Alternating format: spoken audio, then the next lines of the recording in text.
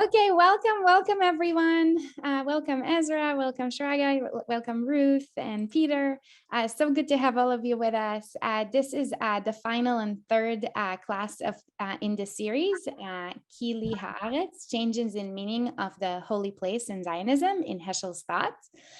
We encourage everyone to turn on your video if you're able to. I understand if not, but it is kind of and feel like we're together in a traditional classroom. Also, always feel free to ask questions either as a comment here in the chat box or Zoom, or you can unmute and simply verbally ask the question. Also, if you're watching us live on Facebook, feel free to comment there. I'll be sure to monitor the chat. And yes, with that, I'll turn this to you, Dr. Bondi. Thank you so much. In our last lesson, we left Heschel in 57, 58. It is the last moment before he became American celebrity. Yes, in the 60s, he marched with Martin Luther King and fought against the war in Vietnam and went to the Vatican to meet the Pope. And the question is, what happened to his Zionism, to his understanding of the holy place?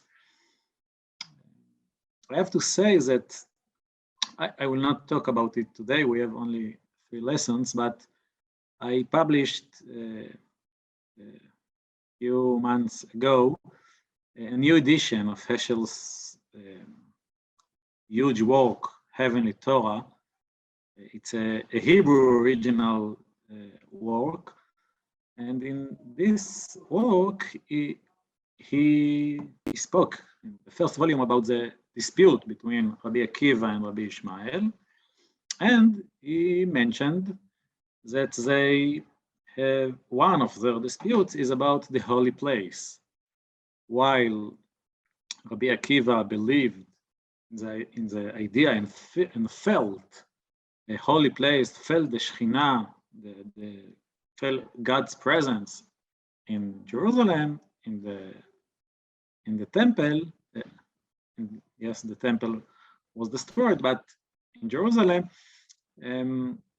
Rabbi Ishmael didn't believe in this idea and rejected it.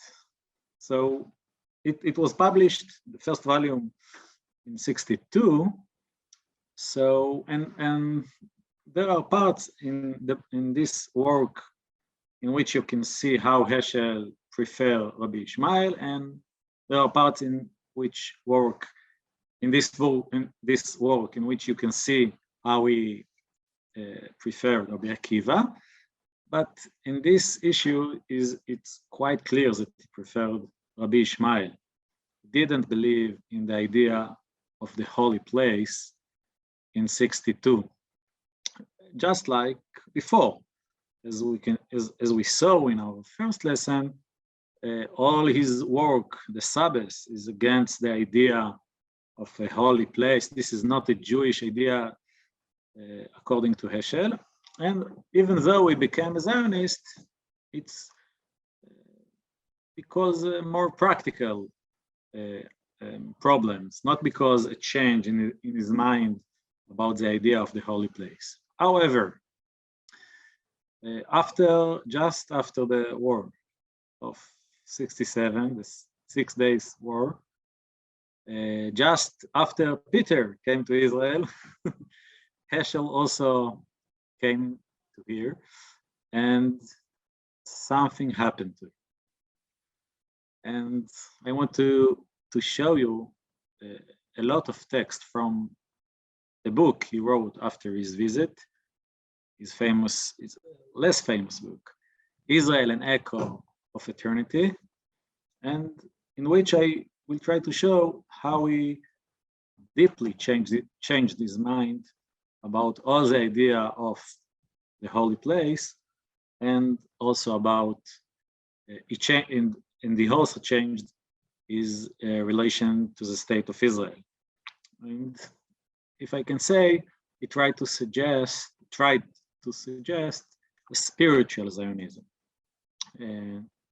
not only practical. I will share with you sources, and as my costume, I'm asking if there is someone who want to read the text for us. Who will be our first reader today? Peter, just unmute yourself. So I'm reading on July 1967. Is that where I'm reading? Yes. Okay. I have discovered, July 1967, I have discovered a new land. Israel is not the same as before. There is great astonishment in the souls. It is as if the prophets had risen from their graves. Their words ring in a new way. Jerusalem is everywhere. She hovers over the whole country. There is a new radiance, a new awe. The wall, the old mother cry. Just a moment. Let's stop for a moment. As you can see, Heschel, this is the very opening of the book, and he mentioned time and again the word new. Yes, new. Something new happened to him in his visit. New way, yes. New radiance, new land. Yes, something new happened to him.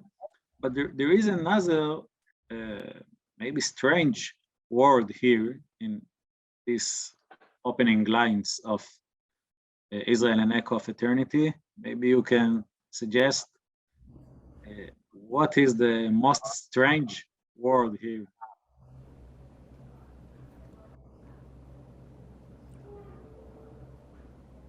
In my opinion, the most strange word here is the word she. Yes.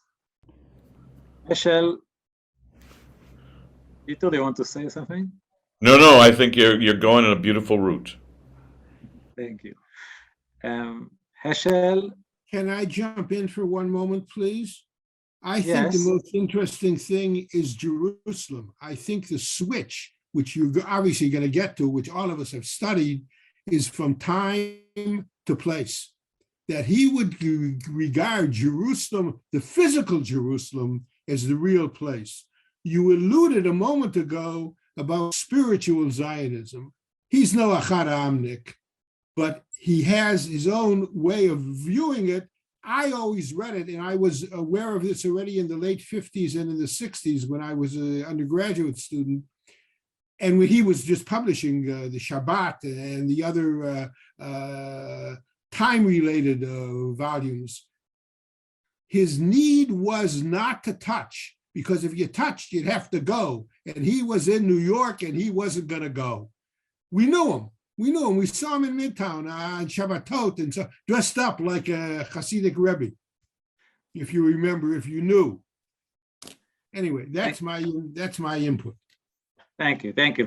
Of course, I will show the change about the meaning of the holy place in this work, but I'm trying to say that the word she is maybe the extremist example of this change. He personified. he relates to Jerusalem as a person, as a woman. Yes, this is not only a holy place. This is a person. What happened to Heschel? Yes, what happened to his understanding of time? We spoke about time as a moment of meeting, of interpersonal relationship. And now he relates to Jerusalem as a person, to the place as a person, as a woman. And of course, he echoed all the Kabbalistic and Hasidic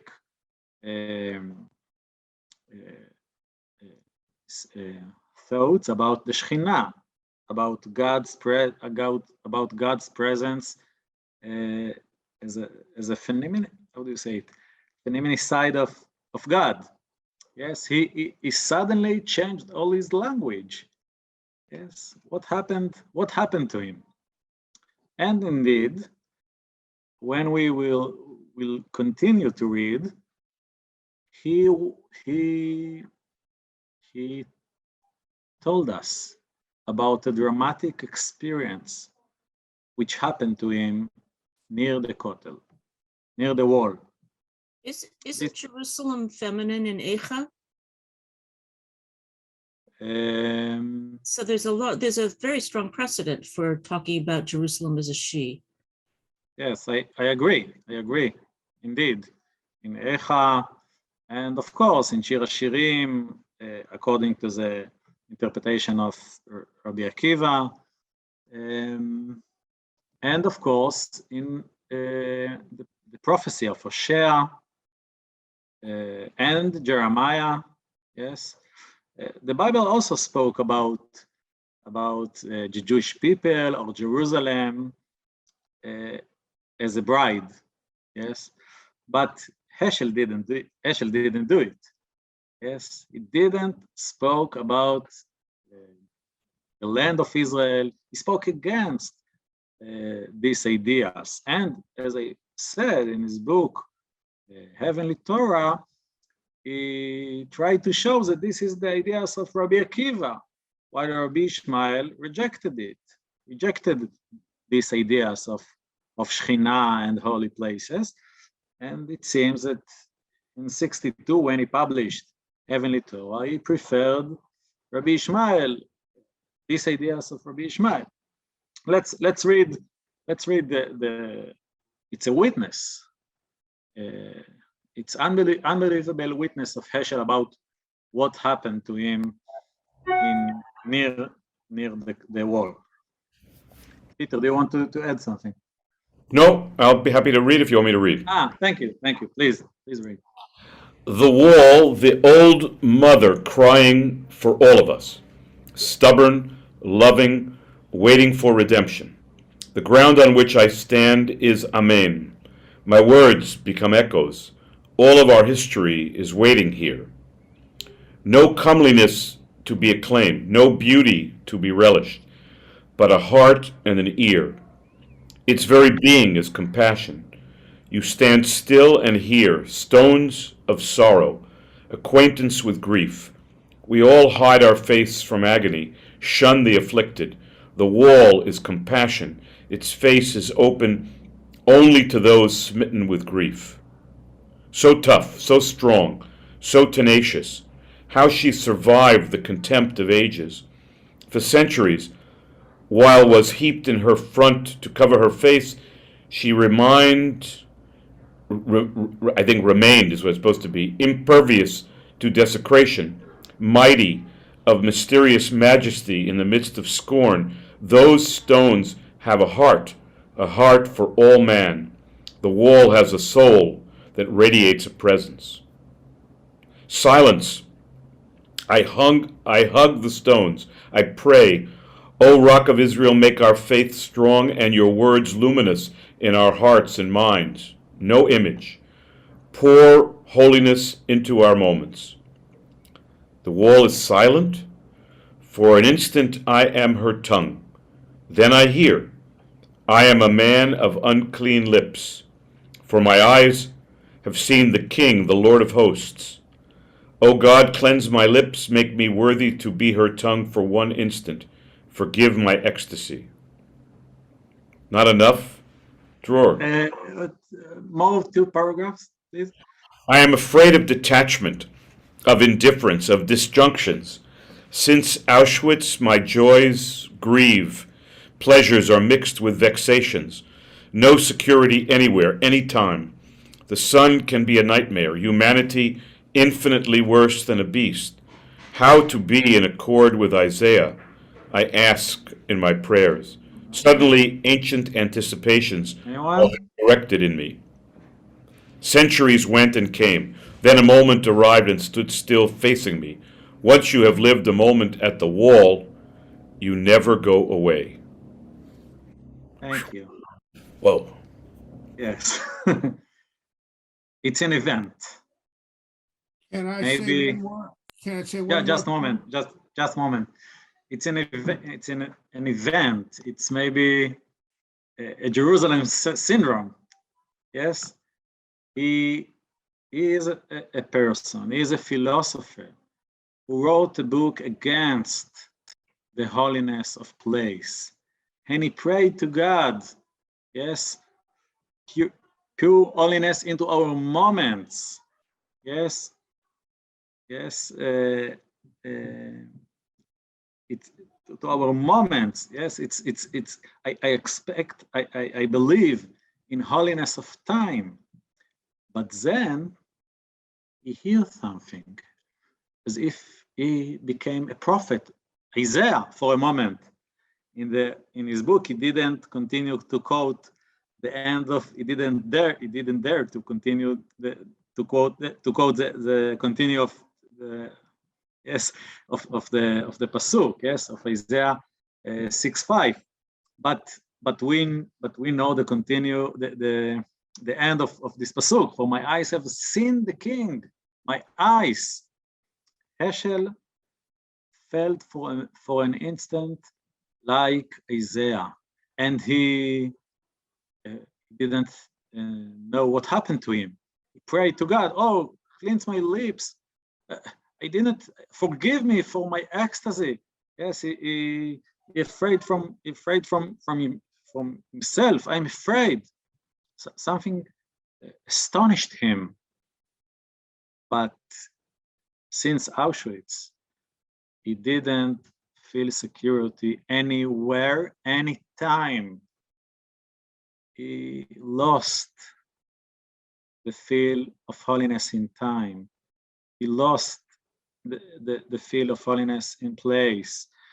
Yes, the Holocaust destroyed his faith, and suddenly, ancient anticipations, yes, century went and came, and then a moment arrived and stood still, facing me. Yes, something happened to him for a moment, for a holiness in time, but it happened to him there when he hugged the stones. Yes, when he prayed, "O Rock of Israel." Yes, and it's a confusion.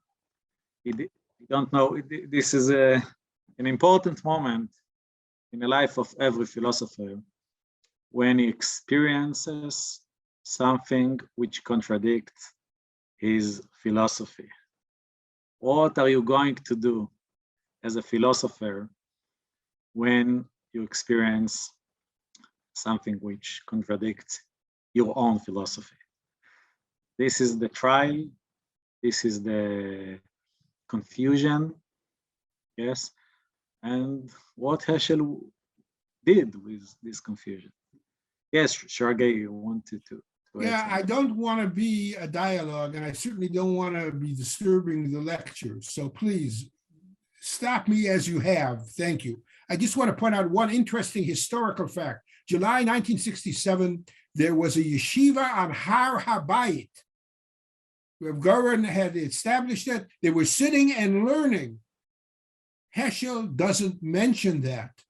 Heschel doesn't mention Har HaBayit. And for me, of course, now we're, 50 years later, it's good to be a clever 50 years later.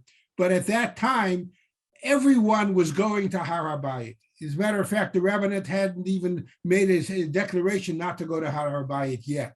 And Moshe Dayan had not yet given the keys back. So this was a time of complete upheaval. And maybe that's the answer. Heschel couldn't, and none of us could have touched base on that time, and none of us did really. But on the other hand, he's a philosopher, he's a leader, he was writing about this, he didn't take it into consideration. For me, that is something that I don't understand. I'm not critical, I just don't understand. Thank you. Thank you. But maybe it's maybe it's only maybe are you with me? Maybe it's only an halachic behavior of Heschel. Yes, it's not simple according to the halacha to go into the Har HaBayit, into a special places there, and maybe he didn't want to do it. But for me, this witness it's much more important than where exactly Heschel stood.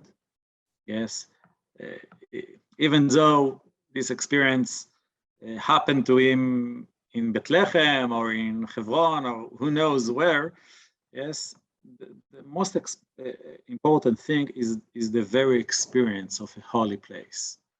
He experienced a holy place, and he didn't know what to do with his own experience. Yes, this is the most, in my opinion, the problem here, the most important issue here. And let's see what he did with this contradiction, with this confusion. I just want to say, because this is our issue of Shemittah, that when we read the psukim of Vayikra, we saw that the Torah related to the land as a woman. Yes, in this very psukim of Shemittah, yes, the land will observe the Shemittah. The land will have a Sabbath with God. Yes, all these psukim of Shemittah. This is Shemittah. I think this is the most important psukim in the Torah, in which the Torah itself spoke about the land as a woman with person. Yes, as a person who had to observe her own Sabbath. Yes, and I think this is also we will have to have it in our minds here. So let's continue. This is Heschel's explanations about the meaning of the holy place. Does someone want to read? Or maybe another one? Or thank you, Ezra. It's your first time to read. Congratulations. Yeah, well, it's my first day of vacation from school. There's too much background noise in the past, so it's a good day for that. Okay. Jerusalem is not divine. Her life depends on our presence. Alone, she is desolate and silent. With Israel, she is a witness. Alone, she is a widow. With Israel, she is a bride. Where is God to be found? God is no less here than there. It is the scared moment in which his presence is disclosed. We meet God in time rather than in space, in moments of faith rather than in a piece of space. The history of Jerusalem is endowed with the power to inspire such moments, to invoke in us the ability to be present to his presence. I did not enter the city of David to visit graves or to gaze at shrines.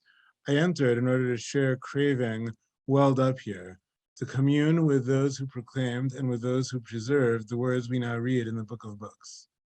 Should I keep going? Yes, please. Jerusalem, her excellence is in her being an event in the form of city, the unfolding story concerning God and man. Her air is radiant with holiness and time, with mediations and reflections. Jerusalem is more than a pure possibility. Her distinction is in her election and charisma. Her holiness is in her being a place of meeting. Jerusalem, the charismatic city, is like a Hasidic master whose sheer presence is a bestowal, whose heart and mind are never disengaged from God. The experience of the master's engagement to God enhances one's capacity for self-engagement to him, and being present to Jerusalem opens gates. It is a land where not a spot is visible that is not reflecting an event, a moment. The land is different. Those who built it and those who worship in it inspire it. It is an inspired land. Just to be in the land is a religious experience. It is a land where time transcends space, where space is a dimension of time. The land of Israel is memory, frozen faithfulness. Oh, Should I stop there or Hello? go further? Hello? Yes, Do you hear me? I hear you. Oh, thank you. I'm not at home, and the Wi-Fi here is not as best as mine, but the text is unbelievable.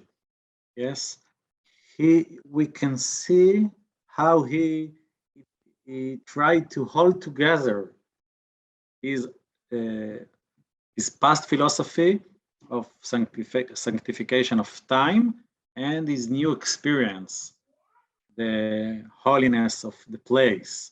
And yes, the last lines are very paradoxical. Yes, it is a land where time transcends space, where space is a dimension of time. Yes, what happened to Jerusalem? How a place became a time.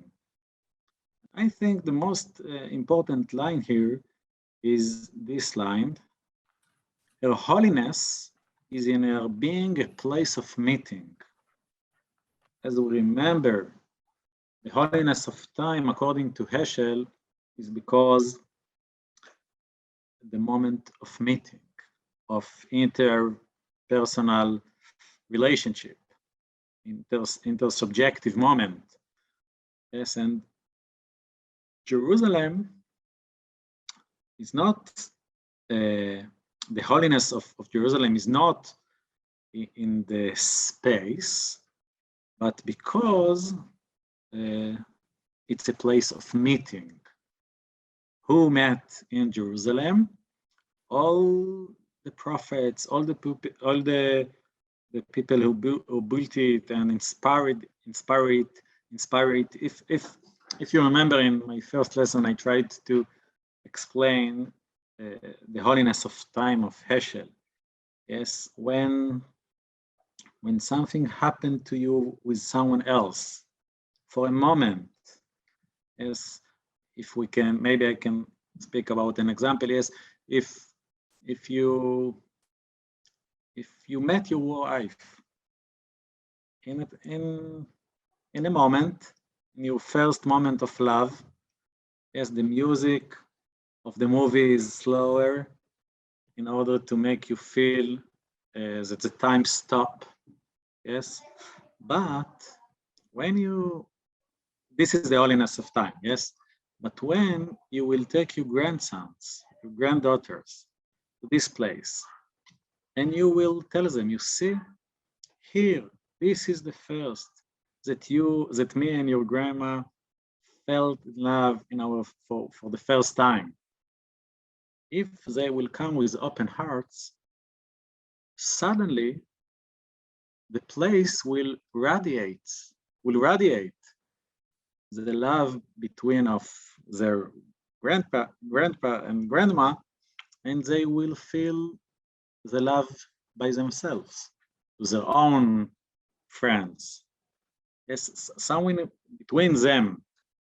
When a place was a place of meeting, and someone who knows the story, will come to this place with an open heart, the meeting will back to life in his life or her life. That's what happened to Heschel in Jerusalem, in the land of Israel. Because, yes, when I only can imagine when he went to Tekoa, he met Jeremiah, he met Amos, Anatot, he met Jeremiah, Tekoa, he met Amos, Bethlehem, he met King David.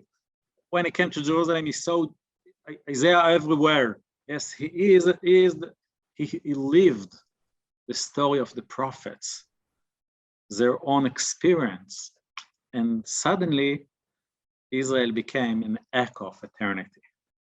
Yes, all the places echoed to him, all the prophecies, all the places of meetings which were there, and suddenly it happened to himself for a moment. Yes, it's not a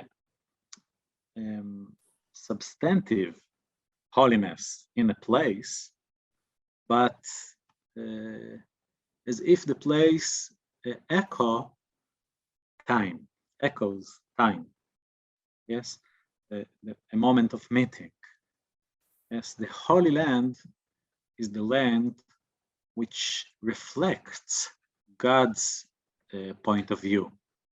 Not because something special in her potatoes, as Heschel wrote. No, but because something happened between God and she. It's God's perspective. Yes, עיני השם אלוקיך בה, תמיד, מראשית השנה ועד אחרית השנה. Only who knows, only who feels this perspective of God will feel the holiness of the land. And this is how Heschel explained to himself the contradiction between his own philosophy of the holiness of time and his own experience of the holiness of place. And I believe it's a very unique explanation about the very feeling of holy place. Heschel himself, when he explained Rabbi Akiva and Rabbi Ishmael only 5 years ago, didn't think about this explanation. He explained Rabbi Akiva in one extreme and Rabbi Ishmael in the other extreme. And suddenly something happened to him and he had a new understanding of holy place. I believe it's also can help us to understand all these psukim about Shemittah. Yes, about the Sabbath of the earth. Something happened between God and the land, and if you experience it, you have to behave in another way on this land. Any questions, any comments until now? Yes, Peter, please. I actually don't want to waste this precious time with you for you to answer this question, but what you just described felt very Buddhist to me.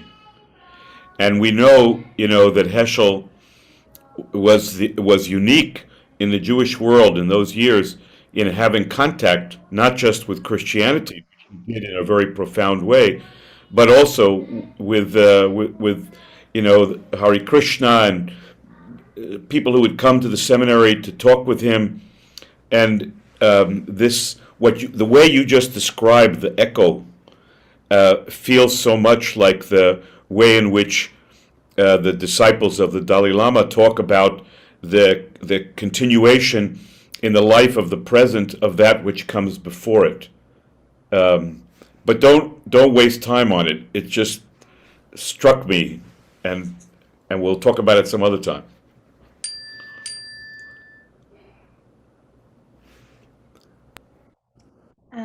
Dr. Bondi, I think you're frozen. Can you hear us?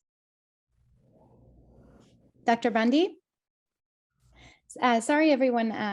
We'll just fix this. It looks like we have a technical issue. My fault. And it's completely fine, I'm sure. Dr. Bondi, if you can hear me, just log out and log back in. Okay, yeah, he's doing that. Okay, so let me remove you from Spotlight. So I'm here. You're here. Perfect. Okay, wonderful. I'm sorry. We can see you. No need to apologize. Yeah, we can see you and hear you now. Peter, it's only because you comment. He was just saying the same thing. What I said, yeah. I apologize. Don't do it again. And so anyone else want to say or to ask? Or maybe we'll continue because this is. Looks like Ezra. Ezra, do you want to say? Yeah, if the answer is too long, you don't have to answer it now. I was wondering the way he's describing the sanctity of space. Is there something fundamentally different in his view about Eretz Yisrael as opposed to, let's say, a synagogue with a very long Jewish history or a community with long Jewish history in Chutz La'aretz? Because it seems like those places would also have a history of Jews connecting with God and Jewish yearnings. Or would he essentially say the same thing about any place, anywhere in the world with a rich religious history? It's a very interesting comment because, as you know, his book about the Eastern European Jew. Do you hear me? Yes, his book about the Eastern European Jew. The title is "The Earth is the Lord's," and this is about Poland. Yes, as you know, the famous drasha Polania. Yes, here God present, and but I think it is another understanding of the earth is the Lord's. Yes, because when he spoke about, oh no, are you with me? Oh, I'm sorry.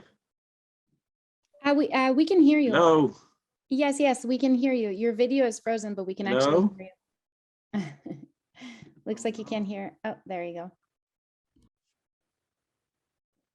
Can you Hello? hear us, Doctor? Yes, we can hear you and see you now. I'm sorry. I don't know where I stopped it.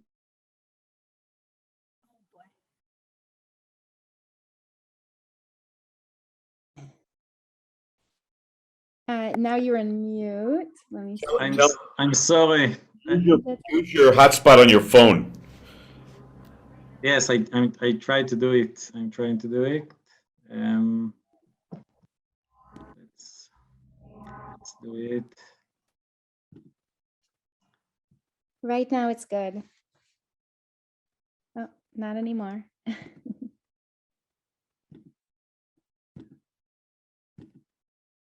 Okay, hopefully we'll get it fixed in the next couple of minutes. Thank you for your patience, everyone. Lots of good things to say. Just some technical issues.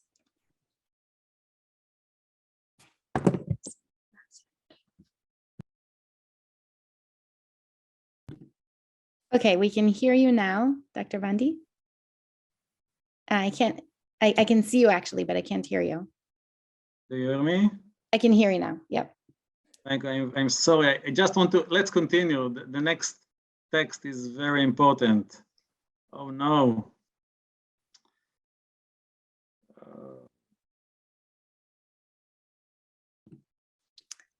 We lost you again. Oh, there you are. Are you with me? Yes. Let's continue to the next text because it is a very important one. Okay? Peter, please read.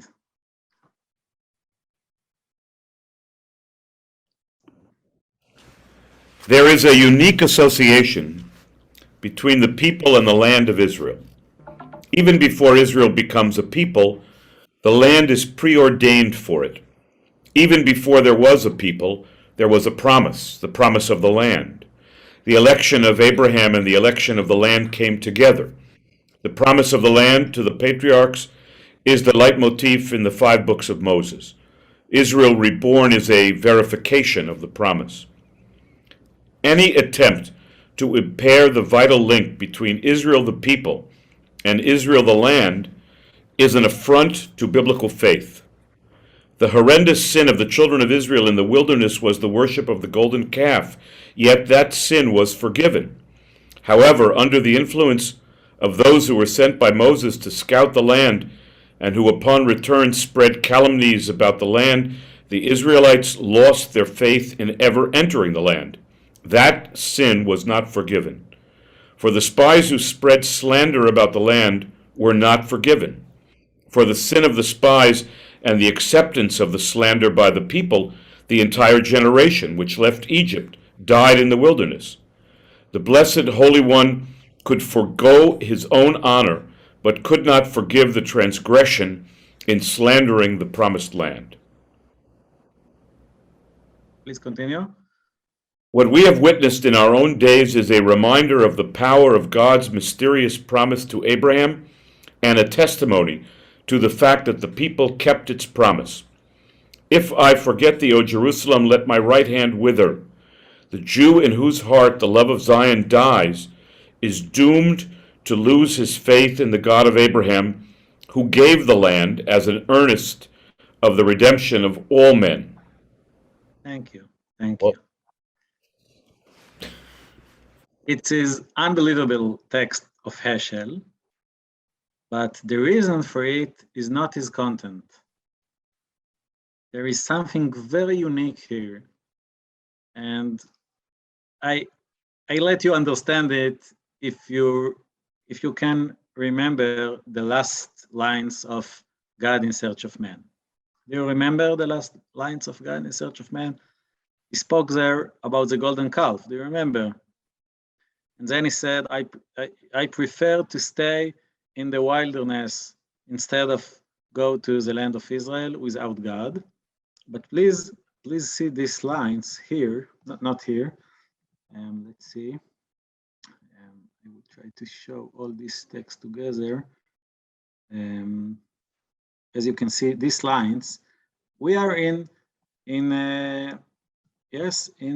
Israel and echo of eternity. Yes, there is a unique association between the people and the land. Please remember these lines. And please remember also these lines. What we have witnessed in our days is a reminder, all these lines.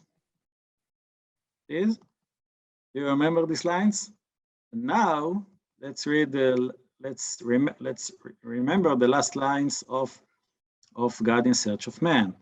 Peter, can you continue? Please unmute yourself. There is a unique association between the people and the land of Israel. Even before Israel becomes a people, the land is preordained for it. What we have witnessed in our own days is a reminder of the power of God's mysterious promise to Abraham and a testimony to the fact that the people kept its promise. I read that before, yeah? Yes. If you forget thee, O Jerusalem, let my right hand wither. Okay, but then continue. The people of Israel groaned in distress. Out of Egypt, the land of plentiful food, they were driven into the wilderness.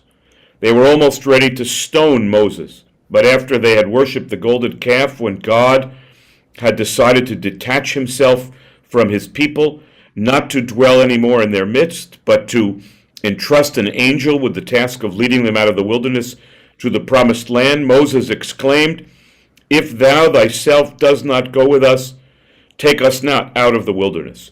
This, perhaps, is the secret of our history, to choose to remain in the wilderness rather than to be abandoned by him. Thank you. Do you see what happened here? Oh, do you hear me? Hello? Oh, do you hear me? Do you see what happened here? He quoted himself, right? He quoted the first line here, there is a unique association, and then what we have witnessed today. And instead of a story about the golden calf, he put between these lines, yes, there is a unique association and what we have witnessed in our days, another story. And he wrote, yes, around the sin of the children of Israel was the worship of the golden calf, yet that sin was forgiven. There is a worse sin. There is a worse sin in the wilderness. The golden calf is not the worst. There is another sin there. The sin of the slander, of the spies. And if you remember in my first lesson, I suggested that the last lines of God in Search of Man, Heschel hinted against Zionism. You hear me? Oh no. Are you with me? Yeah, we're with you. We got it. We hear you. Oh. Hello? Yes, we can actually hear you. Mm-hmm. Thank you. I explained in my first lesson that in these lines of the last lines of God in Search of Man, Heschel hinted against Zionism, as if Zionism is to go with an angel to the land of Israel instead, and Heschel is Moses, and he preferred to stay in the wilderness with God instead of go to the land of Israel with an angel, with the Zionism. But now, he took his own text and made a midrash to himself. He quoted himself and changed the very meaning of his own text by context it, yes, he put it in another context, and as if he tried to save his own lines, and by a new interpretation of the historic moment. Yes, but now we have to understand the new story. What Heschel tried to say by the story about the spies? In the first, in God in Search of Man, I suggested that he tried to say that he is Moses and Zionism is the angel. But now what he tried to say by the story of the spies?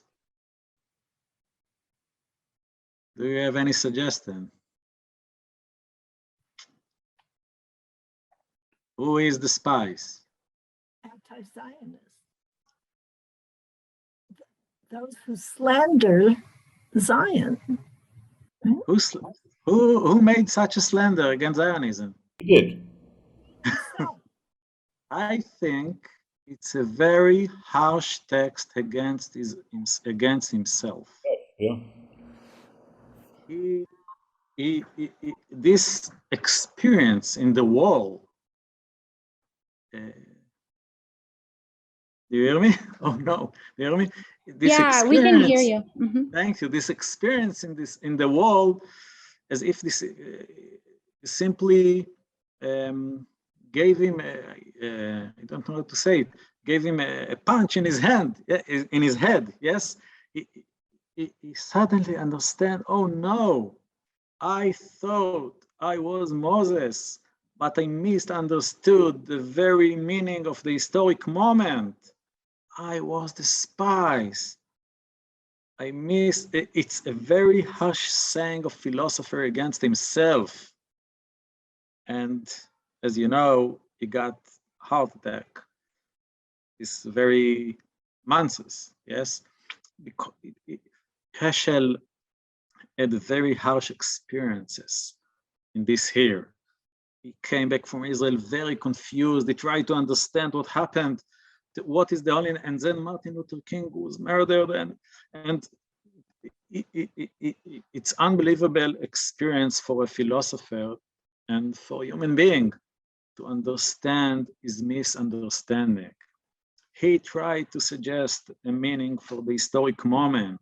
He tried to suggest a saying, a philosophy, a saying of anti-Zionist philosophy, and suddenly he understood that he heard a slander. He didn't understand the meaning of Zionism. It was a slander. There is a chance for a spiritual Zionism. There is a chance for a holy, for a moral state. Heschel felt, as you know, after the 6 Days Wars, there was a spiritual vibe in Israel. Everyone felt God, and there was a moral understanding that we was the few, and the Arabs and the communists tried to destroy Israel. And Heschel suddenly had a new understanding, an opposite understanding of the meaning of Zionism and the meaning of the holy place. And of course, I don't know what he would say today. Yes. Maybe he would suggest another story, I don't know. But in this very moment, after the 6 Days War, the 6 Days War, I believe it's a very unique moment of a philosopher in which we can see into his heart, into his soul, and we see a very strong experience, a very strong confusion, a very strong conversion, and a new understanding of the holy place and maybe of the Shemittah. Any comment, any question? Yes, Peter. So I just want to, the question I guess I would ask is this. once we get beyond 1967, and specifically when we go into 1968, do you think that this thinking, this transformational thinking of Heschel's about Israel and Zionism continues? He published this work in 69. You hear me? Yep. Oh. No, it's good. We hear you. He published this work in 69. But he came to Israel another time, a few months before his death. By the way, it was today, before 49 years. This is the very yahrzeit of Heschel. The Jewish yahrzeit was, the English yahrzeit is today, the Jewish yahrzeit was yesterday. But he came to Israel a few months before, and he had another kind of speech to Israel, much less enthusiastic, much more critical. In 72, the very title is "A Time for Renewal." It's not a new; it's for a renewal. Yes, he start to understand that something wrong was happened, but he didn't write a new book. Susanna Heschel, his daughter, wrote a new introduction to Israel and Echo of Eternity, and she wrote that if Heschel would live after 77, he wrote a new book. But there is a very interesting saying of him in a speech in 71, in which Heschel said, are you with me? In which Heschel told a story about a Cossack. Yes, do you know this term, the Cossack? Yes, are you with me? Oh no. Yep. Heschel, in a speech in 71, Heschel told the Hasidic story about a Cossack. Yes, a Gentile, a Jew Gentile who tried to. The Hasidic story, which Heschel told, is about a Cossack who knocks about a Hasidic home and ask who is the owner of the home. And the Chassid didn't understand the question, so he asked his wife, "What this Cossack wants from me?" So the woman said, "He wanted you to sing a new song, because the word owner of the home in Russia is Chazain." So the woman thought he wanted to hear Chazan, yes. And so the Chassid tried to sing a new song, or a Hasidic song, but the Cossack beaten him. And he asked his wife, "What's happened?" So he beaten him again. And then Heschel added, "This is my life. I wrote a book and the Cossack beaten me.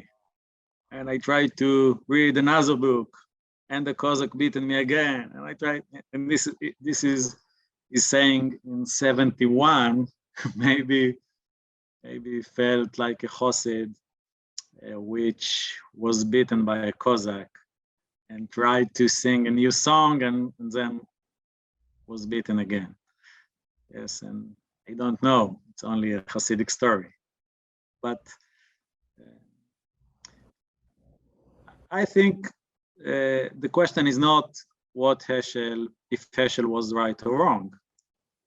I think what is more important, what is more meaningful is new understanding of the holy place and his readiness to change his mind. It's not easy for people to change their own mind, especially when they are a philosopher, which a very huge system of understanding. And I think, in my opinion, it's the greatness of Heschel. who experienced something against his own philosophy, and he understood, yes, I have to suggest a new understanding. And the history, it's not easy to understand history. You try to understand as much as you can, but there are times of misunderstanding. Who knows what is the right understanding of the historic moment of today? This is the challenge of a philosopher, and philosophers who try to suggest understanding of history, and this is the risk. Anyone want to suggest, to add, to ask? We have only 4 minutes.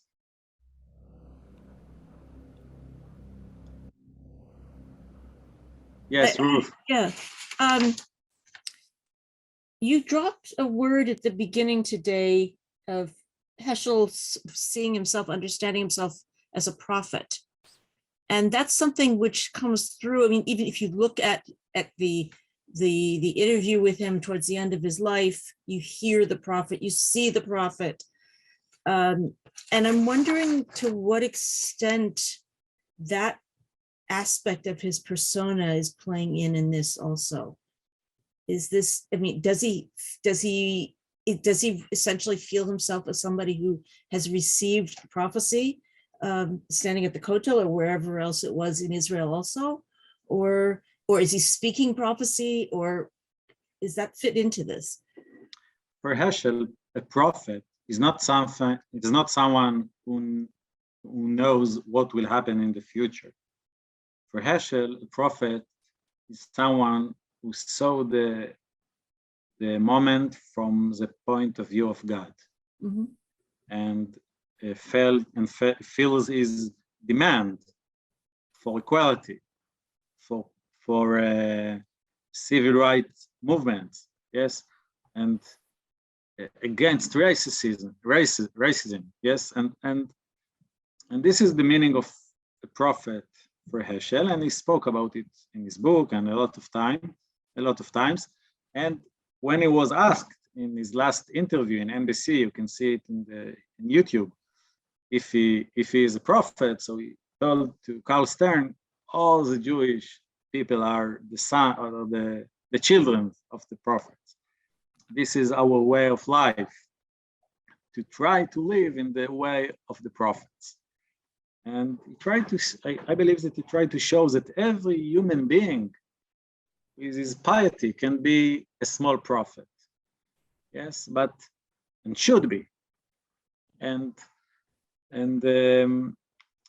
But of course, when Martin Luther King said that Heschel is a prophet, Heschel said that Martin Luther King is a sign that God is not that God doesn't forsake the United States of America. And then 10 days later, Martin Luther King was killed. So Heschel, of course, knew the risk of trying to see and when Heschel was asked about this, also in this interview in NBC, you can see it, he explained that life is drama and we have the choice. And God didn't write the story of history. And this is in our hands. And we only can try to make our best to be worthy of being saved. So this is his own answers to and you can see it in NBC and read his book, The Prophets, of course. I'm sorry, but we have to end our course. But please read Heschel. This is my request for you. Please, he's an unbelievable writer and philosopher. And I will be glad to continue next time in Manhattan. Did Judith get to ask her question? A holy place. I didn't want to take up more time, but... Is it okay if Judith asks a question real quick? For me, it's very... Okay, I'm here all the night. Yes. All right. It's more a comment than a question, actually. You're showing the change in Heschel, and I do see a change. but I don't see it so much as a conflict. I see it more as a growth, because he does try to synthesize his sense of time with this new revelation of the holiness of Israel is holy because it synthesizes time and space. And he is growing in his perception. And I think that's, yes, he was wrong in that he didn't see that dimension. But I don't think he necessarily has to disavow his previous perceptions.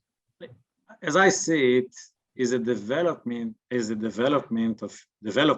his philosophy, but is a very harsh moment of confusion. To say about himself, oh no, I was not Moses, I was despised, it's a very harsh saying of confusion, of contradiction. But he tried to write a new philosophy, which is a continuation of his past philosophy. So from the perspective of philosophy, it's growth. From the personal perspective, it is a contradiction.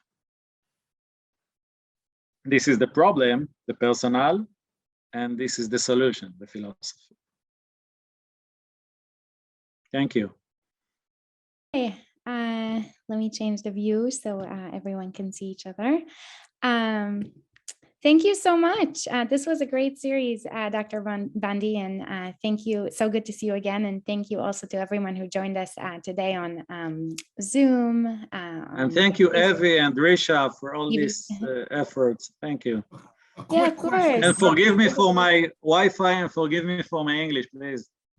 Your English is perfect. The Wi-Fi wasn't as perfect as the English, but still good. Dr. Bondi, are you headquartered in Israel or in New York? I'm in Israel. Israel. So yeah, thank you. Where can we see you? Take my email from Evie and I will. Okay, thank you. Thank you. Erev Tov. Thank you, everyone. Good night. Shabbat Shalom.